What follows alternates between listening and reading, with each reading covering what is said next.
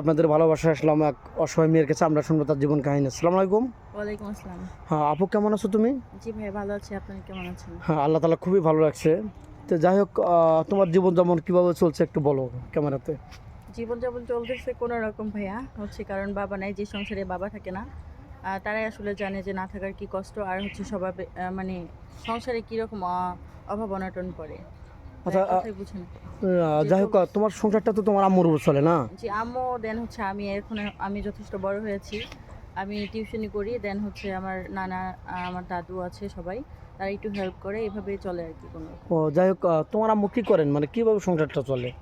আম্মু আন হয় কোথা থেকে? জি আম্মু তেমন কিছু করে না, বাসায় থেকে। আমার বাবা মারা গেছে প্রায় 4 বছর। আম্মু আপাতত কিছুই করে না। ওই 3-4 বছর থেকে আমার দাদু নানু, দেন আমি কিছু করি, যে ও টিউশনি করে, দু চারটা বাচ্চা করে। পড়াশোনা করে, আবার তোমার নানুরা হেল্প করে। জি এভাবে একটু চলে এখন। ও যাই হোক, তাহলে তো খুবই কষ্ট করে তোমার দিন যাচ্ছে।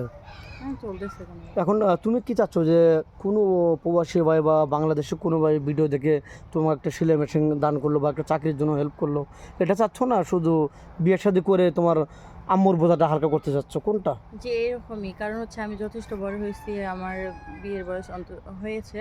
তো সেক্ষেত্রে আমি চাইবো, দেন আমার মা পরিবার সবাই চায় যে আমার বিয়ে হোক, আমি সংসার করি আর ভালো থাকি, এইটাই।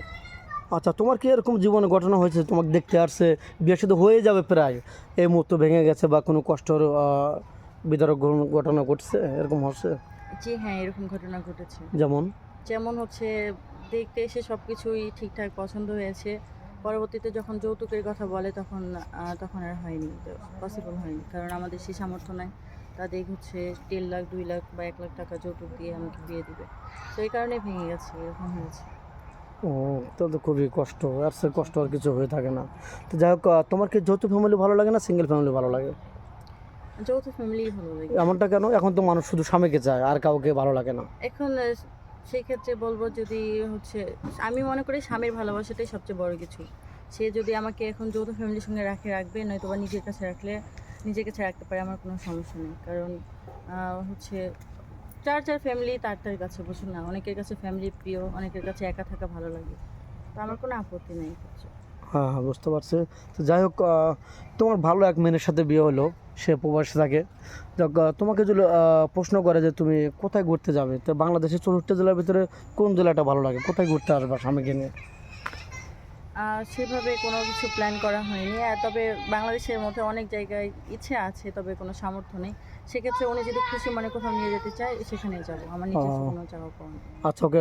সুপ্রিয় দর্শক বিন্দু শুনতে পারলেন, মেয়েটা খুবই অসহায় কিন্তু কিউট একটা মেয়ে। যেমন এক কথা গোবরে পদ্ম ফুল, তার যদি টাকা পয়সা থাকতো, অর্থ থাকতো, তাহলে এখানে আসতো না। তো যাই হোক।